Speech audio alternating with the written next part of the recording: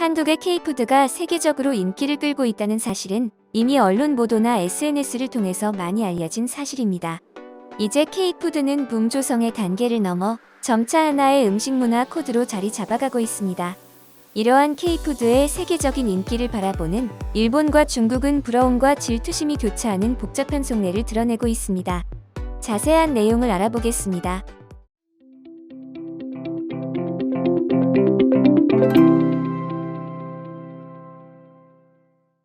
미국은 세계 최대 규모의 외식 시장이자 프랜차이즈의 본고장입니다. 그런 미국의 소울푸드라고 할 수 있는 치킨 시장에서 한국의 K치킨이 놀라운 속도로 확산되고 있습니다.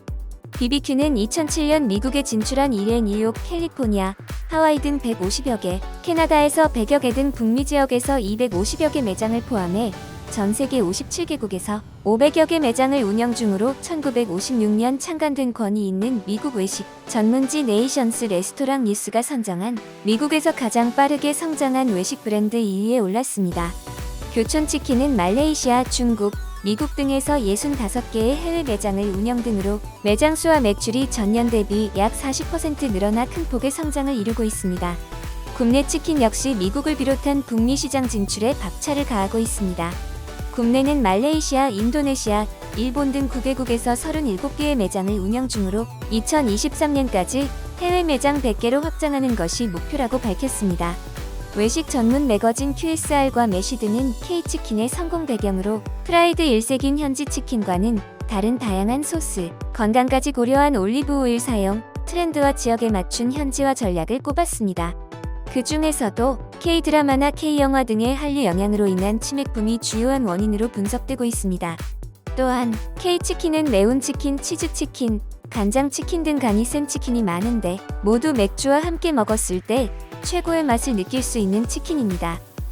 치킨과 맥주가 잘 어울리는 또 한 가지 이유는 바로 한국식 맥주 때문입니다. 미국이나 유럽에서 많이 마시는 에일 맥주는 맥주 자체의 향이 강하고 탄산이 적어 오롯이 맥주에 집중을 하지만 한국에서 주로 소비하는 라거식 맥주는 맥주의 향이 약하고 톡 쏘는 맛이 강해 시원한 느낌을 주기 때문에 치킨과 같은 안주와 찰떡 궁합이기 때문입니다.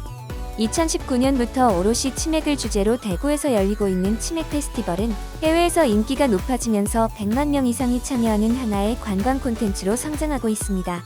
이렇듯 치킨이 전통 한식이라고 볼 수는 없지만 한국 땅에서 한국만의 방식과 형태로 발전한 이른바 K치킨은 한류 붐을 타고 전 세계로 영토를 확장 중입니다. 또한 한국의 대표 베이커리 브랜드인 파리바게트와 뚜레쥬르도 미국과 세계 시장에서 거침없이 영토를 확장하고 있습니다. 뚜레쥬르는 미국 75개를 포함해 중국, 베트남 등 6개국에서 340여 개 매장을 운영 중이며 파리바게트는 미국 96개를 포함해 프랑스, 말레이시아 등 8개국에서 440여 개 매장을 운영 중입니다. 또한 파리바게트는 베이커리의 본고장이라고 할 수 있는 프랑스 파리에 진출하여 점차 입지를 확대하고 있습니다. 파리바게트 프랑스 1호점인 샤틀레점은 약 60평 규모의 카페형 점포로 파리시청을 비롯해 퐁네프 다리, 루브르 박물관 등의 명소들이 위치한 중심 상권에 위치해 있으며 2호점인 생리슬점도 노트르담 성당 근처의 중심 상권에 위치해 있습니다. 업계 관계자는 빵이 주식인 프랑스인들은 베이커리에 대한 자부심이 대단히 높아 미국, 일본 등 제빵 선진국의 기업들도 프랑스 진출에 성공한 사례가 매우 드물다고 할 수 있다. 하지만 파리바게트는 프랑스 진출에 성공해 업계의 이목을 끌고 있다며 북미는 물론 유럽 시장 공략도 강화할 계획이라고 밝혔습니다. 이러한 성장세를 바탕으로 미국 프랜차이즈 타임스에서 선정하는 올해의 프랜차이즈 기업 톱 400에서 38위를 기록했습니다. 50위권 내에 자리한 브랜드 중 미국 브랜드가 아닌 곳은 파리바게뜨가 유일할 정도로 독보적입니다. 또한 식품시장 조사기관 테크노믹은 파리바게뜨의 미국 내 매출을 약 2,150억 원으로 추정하며 가장 높은 수익성을 기록한 프랜차이즈 상위 500위권에도 포함했습니다. K치킨과 K베이커리뿐만이 아닙니다. 세계 각국의 다양한 한국의 K푸드와 프랜차이즈들이 진출하고 있는데요. 기존 한식이 코리안 바비큐, 비빔밥, 삼겹살로 대표됐다면 지금은 빙수, 국밥, 떡볶이, 핫도그 등 메뉴가 다양해지고 있습니다. 떡볶이 프랜차이즈 두끼는 베트남 진출 2년 만에 매장이 54호점을 넘어섰으며 대만, 필리핀 등에서 97개 매장을 운영하고 있습니다. 두끼 외에도 신전떡볶이, 걸작떡볶이 등도 호주, 태국 등에 진출하고 있습니다. 최근에는 한국식 핫도그도 새로운 K푸드로 인기몰이에 나서고 있습니다.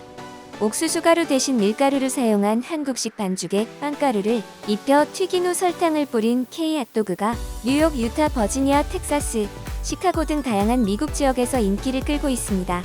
코트라는 서양의 콘도그를 한국식으로 바꾼 코리안 핫도그가 미국인의 입맛을 사로잡고 있다. 이터 뉴욕, 폭스뉴스 등 현지 매체가 핫도그를 한국의 길거리 음식으로 소개하고 미국인들이 이를 맛보기 위해 현지에 진출한 명랑 핫도그, 형제 핫도그 등의 K 프랜차이즈에 줄을 서고 있다고 말했습니다. 이러한 한식에 대한 관심은 K푸드 수출로 이어지고 있습니다. K푸드 열풍의 시초라고 할 수 있는 삼양식품의 불닭 시리즈를 비롯한 농심, 신라면, 팔도 도시락 등의 라면류, 롯데칠성의 밀키스와 레스비는 러시아 국민 음료로 자리 잡았으며 알로에 음료는 미국에서 건강음료로 대접받고 있습니다. 베트남 캄보디아에서는 바카스가 국민 음료로 자리 잡고 있으며 화이트 진로 소주도 세계화에 앞장서고 있습니다. 이외에도 초코파이 등의 과자류, 소스류, 인삼 등 광범위한 K푸드 수출이 폭발적인 성장해 2021년에 수출이 약 14조 원에 달하는 역대 최대의 성적을 거두었습니다. 이는 인구 규모 대비 전 세계에서 가장 높은 수출 규모입니다. 이렇게 K푸드와 K프랜차이즈가 전 세계적인 인기를 끌고 있는 이유 중 또 하나는 K푸드를 즐기면 트렌드 리더란 이미지를 얻을 수 있다는 인식도 외국인 사이에 퍼져 있다고 합니다. 유튜브나 인스타그램 등 글로벌 SNS에서 외국인들이 자발적으로 한국의 매운 음식에 도전하는 먹방을 어렵지 않게 찾아볼 수 있는 게 대표적인 예입니다. 이문주 쿠켓 대표는 미국, 유럽은 물론 동남아 모바일 유저들이 K푸드 먹방이나 조리법이 올라오면 서로 먼저 공유하려 한다. 이를 통해 난 좀 더 트렌드에 밟고 세련됐다는 것을 은근히 과시한다. 또 최근 나온 레시피 동영상을 보고는 바로 따라 만들어 본인 SNS에 올리는 것을 반복한다고 설명했습니다.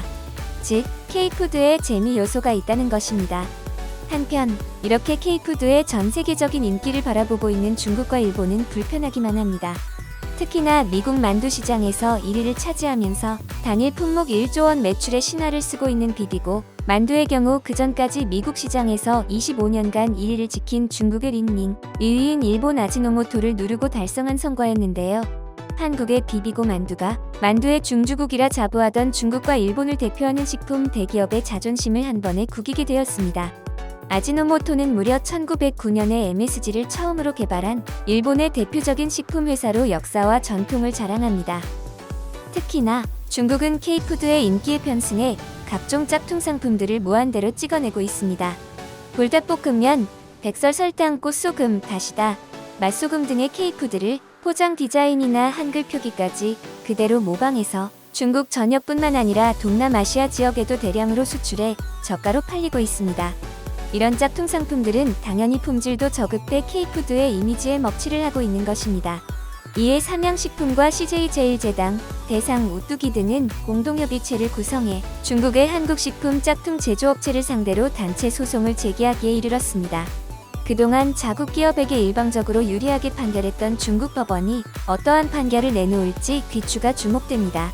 중국은 단순 K푸드 짝퉁 상품을 넘어 설빙, 분리치킨, 떡담, 에그드랍 등 프랜차이즈까지 대량으로 짝퉁으로 찍어내고 있어 중국의 지적재산권 침해에 대한 강력한 응징이 필요해 보입니다. 반면 일본은 중국과는 약간 다른 행보를 보이고 있습니다. 일본은 예로부터 J-팝이나 만화, 일식 등 일본 문화가 모든 분야에서 한국을 압도한다는 자부심이 있었습니다.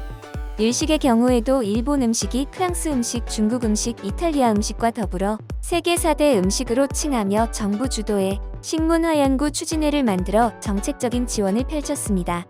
따라서 중국처럼 K푸드의 짝퉁을 만드는 것이 아닌 직접 한국 시장에 진입해 한국의 일식 문화를 뿌리 깊게 자리 잡게 한다는 전략이었습니다. 하지만 호기롭게 한국에 진출했다가 쓴맛을 본 일본 브랜드는 셀 수 없이 많습니다. 일본 1위 커피 브랜드 도토루 커피는 96년 국내 사업 실패 후 2009년 재진출하였으나 역시 실패했습니다. 프레시니스 버거는 2003년 국내에 진출해 18개까지 매장을 늘렸으나 결국 실패했습니다. 일본 유명 레스토랑인 스카이락과 일본 3대 규동 체인점 중 하나로 일본 국내외에 1800여 개 매장을 보유한 요시노야도 국내에 진출했으나 역시 실패했습니다. 이외에도 우동 전문점 마루가메 제면, 오므라이스 전문점 포무노키, 라멘 전문점 이푸도, 레스토랑 프론토 등 수많은 일본 프랜차이즈 브랜드가 한국에서 사업을 전개했지만 좋은 성과를 내지 못하고 철수했습니다. 물론 스시로, 고에몬, 이푸도, 갓바스시 등 일부 사업을 지속하고 있는 브랜드가 있긴 하지만 13개의 매장을 운영 중인 모스버거를 제외하면 외형 확장에 애를 먹는 모습입니다. 이렇듯 중국과 일본은 지금까지 아시아의 대표 국가를 자처하며 음식 문화에서도 앞선 국가라는 자부심이 대단했지만 한국의 K푸드가 무서운 속도로 세계에 진출하자 이제 아시아의 맹주 자리를 내어주게 될까 노심초사하는 상황이 된 겁니다. 이러한 중국과 일본의 속내는 K푸드 관련 인터넷 기사나 네티즌들의 댓글로도 확인할 수 있습니다.